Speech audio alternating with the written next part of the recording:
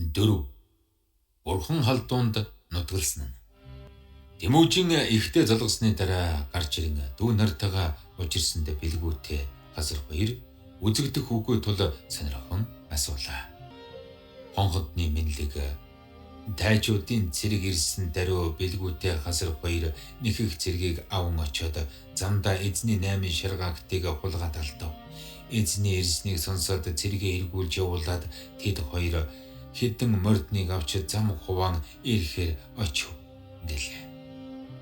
Тэмүүжин хоёр дүү минь хаана мөнгөж яваавал гэж зовн минлэг Монгол чулуу нарыг дуудуулж тайжуудыг сэргээлэн цэргээ боловсруулж байх тун би морийг эрхэмлэх бус эхнэгтэй дүү минь чухал эрх биш биеэр ирэн авчраад энгийнээр хамт зөвлөе гэж захиад хэдэн мордныг авч бэлгүүтэй хасар хоёрын хойноос нэглээ. Агт алдсан газар хурж ах トゥ салалцсан газарт зогсож дагсан ардыг мөн хоёр тийш хуваан мөр мөшгүүлэхээр илгээгээд энд учрахыг болзож тогтов. Тэмүүжин хоногийн газар олохоор өвсний налархайг дагаж явсаар Арлууд аймгийн нэгэн их буудалд хүргүүл хүрээний өмнө хэдэн мянган адуу хурж байлаа. Буудлын дотор цагаан царай, хөхөс, бичний мөр, өтхийн хүзүүтэй 15-6 орчим насны нэгэн хүү хурц хутга барьж үхэр ивдэн. Тэмүүжин адуун сөрөгтэй миний 8 шарга байдаг болов уу гэж баахан ажиглаж үзэж байтал тэр хүү олж үзээд угсхийн босож дэм илд барин мориндоо мордож довтлон хурж ирээд чи ямар аимшиггүй миний адууг хулгаагаар үзэж байна уу? Чохом яах гэж байна? гэж өндөр дуугаар зандран асуулаа. Тэмүүжин алгуур айжмаар би агтаа алдаад чиний адуунд байх болов уу гэж үзв гэж инэн хэл. Тэрхүү чи аль аймгийн хүмүүн овог юу нэр хэмбэ хэдэн агт алдав гэсэн Тэмүүжин хариудна. Би бол Бэт улсын хүн Боржгод овогтны Тэмүүжин гэгч. Би 8 шарга агт алдав.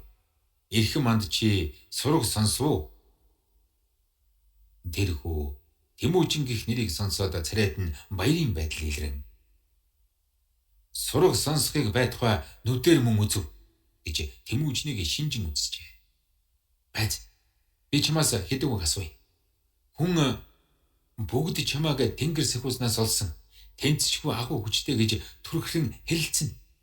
Эрхэм чамд хэдэн хөвчөд номыг татах, хэдэн хүнд чулууг өргөх эд хүч байна уу гэж асуулаа. Тэмүүжин тэр хүүгийн баатар хүчтэн мөн болохыг мэдээд инээн. Олныг хураамжлах гэдэг итгэл эрдэм байх үз. Эд хүчинд үгүй гэлээ. Чи тэр үхэр хөвдөх хутгаа надад өг. Би чамд учрыг наривчлан хэлж өгье гэхэд тэр хүү хутгаа Тэмүүжинд өглөө. Тэмүүжин хутгийг авч үзвэл ир маш нэмгэн, мохоогүй асар хурц байв. Тэмүүжин тэр хутгийг барьж туйл хийлгэн хэлсэн. Дэлхий дахныг засах нь үхэр эвдэхтэй адил байлаа. Үхэр эвдэж чадахгүй хүн үхрийн завсар зайлхааг үл мэдэх тул нүдэнд үзэгдэх нь ганц бүхэл үхэр болно. Үхэр эвдэж чадах хүнд бол үхрийн үе гишүүний завсар зайлхаа нь түүний цээжин тодорхой байх тул түүний нүдэнд үзэгдэх нь цөм толгой, шир, өвчүү, ууц тус тустай цуцархай байж бүтэн үхэр үзэгдэх үгүй хэлээ. Тиймээс гар хөдлөмөгцөө хутга нэвтэрч яс махны завсраараа сул дэмий хүч хэрэглэх үгүй эвдээд хутга мөн мэрх мэтрэх үгүй. Учир нь үхрийн үе гишүүний завсар дах яс шүрмсний хоорондох хөндөд орвол мис цөм явахтал эвдэхэд маш хялбар.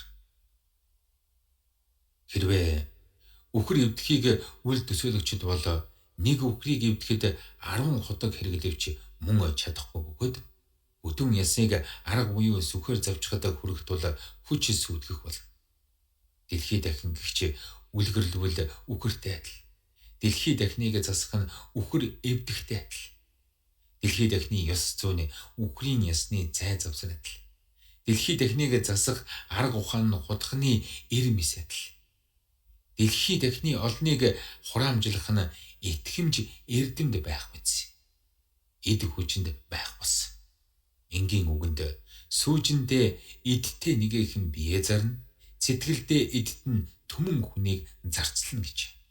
Тиймээс юунд үнэн эрдмийг хүсэх үгүй. Өөр хүчийг эрхлэнэ гэд удахыг таягдав. Энэ нэгэн зэргийн үгэнд тэрхүүгийн шар ус сэрвийн босож сэтгэлийн угаас бичрэн яран морноос бууж сүгдэн. Би бол арлуудын нахуу баяны хүү боорч мөн. Энэ жил 15 настай. Эзэн чамд хүчээ өгсөөгөө гэсэндэ Тэмүүжин яран морноос харин бууж тэтгэн босгов. Боорч өчигдөр бүрэг баргийн үед 5 мордын энүүгээр 8 сайхан шар гахт гэлж гарсан билээ. Эндээс баруун тийш явсан гэд Тэмүүжний морь жилснийг үзээд шин гулган саарлыг барьж өгөн халж унуулаад өөрөө хурдан хув гих хүлгээ унаж шүн түлээр довтлон нэхвэл сая хөөж гүйцэн гэж хуйвал хамтаар нэхэн бодлоо. Нэгэн хоногийн дараа үдшийн үед хулгай нэгүрийг хөөж гүйцээд үзвэл 8 актыг хүрээ татаж хориод хулгайнаар унтсан байв. Тэмүүжин нөхөр чи идгүүлээ. Би хүрээг завч мөрж актыг тууж гаргая гэхэд боорч. Боёнд эцэн гэж чамааг даглаа би. Болгоод болторвол ямар гавья гэд хулгайн дээсэн хүрээгээ завч мөрж 8 актыг гэлж гаргав. 5 хулгай өмнө цэрээд нэг нь гарч ирсэнд боорч дэм илдэн хөндлөн барьж хулгайг тосож аваад их дуугаар эзэн актыг авбал эгнэрт миний ямар тус гавья буй гэгээд Тэмүүжин эдгээр явдал цөм эрхэм чиний эргэж тэтгэсний ач байдал ирээл үгүй сэтгэлээр ганцаар өмчилж болно. Эрх биш хамт адилаар эдэлж явбал зохино гэж хуйвал марган зогсожгүй. Нахуу баян баярлаж олзлон авчирсан 4 морийг үлдээж авсан хойно Тэмүүжин сая салж мордлоо. Тэмүүжин дүү нартаа золгох болзооны газарт хүртэл цөм цуглан ирж буудлан хүлээж байлаа. Тэмүүжин олонд золгож боорчоос салан очиход түүний гараас барьж салан твдэхгүйдээ боорч өндөр язгуурт эзэн минь өтөр дөрвөн өөд болон морддгоо. Үнэн чэр дагсан боорч би удалгүй хурж золгоно гэсэндэ Тэмүүжин сая гар тавин салалцж гэртээ уцлаа. Энэ үед Дайчууд аймгийн газар уудам эргэн олон хүч үлэмж тул байн тулдгаар ирж амар байлгах нь үгүй. Тэмүүжин бачимд нь цугулдж улс хотлоорыг цөмийг авч нэгэн зэрэг дастан байлцгоо гэж 4 дүү ба минлэг өндөр цэцэг үнэн төр муглаа чулуунтай зүгдүүл олноороо мөн өшөө авсгаа гэж үлгэлдэн хүслээ. Үүнд мухлаа гарч хориглон хэлсэн. Болохгүй. Юрийн үгэнд хадын хөдрийг харуулхад хажир өдөд сумаа хайрлна. Хартан дайсантай тэмцэхэд хамаг улсын хүчээ мэддэггүй гэж. Хангард шууны тэнгэрт толдол дэгдэх нь хатуу хүчтэй жигүүр үдийн чадалд байлаа. Хаан үндэс тэцэн минь хараахан үз өдөө тижэн бүртгэх цаг хатуу хүчтэнтэй хариуцсан байлдаггүй биш. Харин нэгэн хүчээ тэтгэн сайн газрыг эрхэн дээр гэлээ. Тэмүүжин Монголын ил үгэнд үнэхээр зүйтэй учир байхыг тунгаан үзээд зочин баярлаж Монголын үг маш зүйтэй гэж ойлон ихэд мэдүүлсэнд их нь маш зөвшөөрөөд. Чиний өвгийн үед бурхан халдууны үрд уулаар хот гэж бэрх амыг батлан сахиж нутгалжээ. Одоо самунаас зайлж тэнд нүүн очиж хэдэн жил тамир хүчийгээ сэлбэн тэтгэж цэрэг морь боловсруулбал зохино гэлээ. Тэмүүжин даруй ихийн үг ба Монголын дурдгалыг хүлцэн минь актыг түргэн хөөж аваач гэсэндэ Тэмүүжин морьор давхин 8 актаа хөөж довтлоо. Хулгайнараа тэднийг үзээд 3 нь боорчийг хааж байлдан 2 нь Тэмүүжнийг хөөж ирэхэд боорч их л хэлгэнч тэргүүлэн ирэх нэгэн хулгайг завчин морноос нунглаа.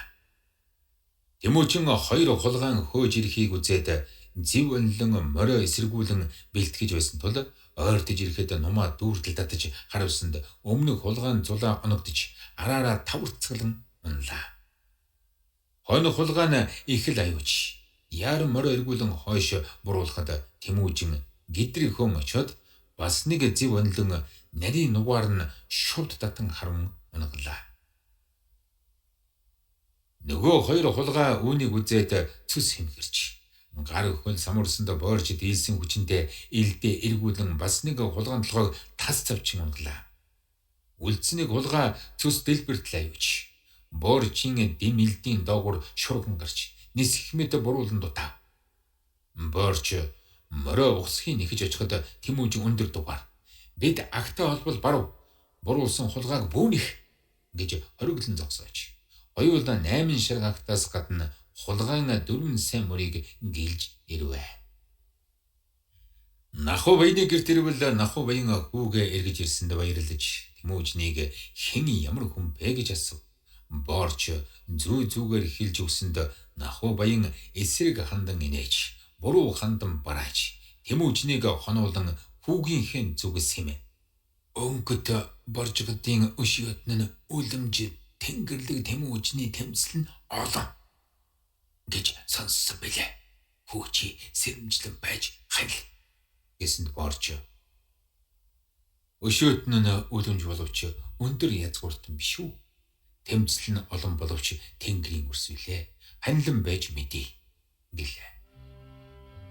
Дараа өглөө Тэмүүжин 8 агтаас дөрвийг Боорч таслан өгөх гэсэндээ Боорч яаран. Заяат эзэн минь гэж зүтгэж явсан билээ би. Буян эзэн минь гэж бодож дагсан билээ би. Эцгийн минь хураасан өдий чиний хатуу энэ биед минь эдэлж боршгүүлээ гэлээ. Бурхан халдуунд нүүж ирэн. Бурхан халдууны өврийн арслангийн ам гэдэг 30 газрын дэвсэгт нутаглав. Балгуу хорооны улс албад цөм нүүж ирээд Бурхан халдууны амсалаа бэрх авцлыг бэхлэн сув. Энд ус өвс сайн тул удсангүй бэт улс их л тэнхэж. Тэмүүжний сүр хүч улам нэмэгдэн. Дөрвөн этгээдийн бага аймагуудын шургаж ирэх нь олон болж бэт улс нилээд тэнхрэн хүчрэгчв.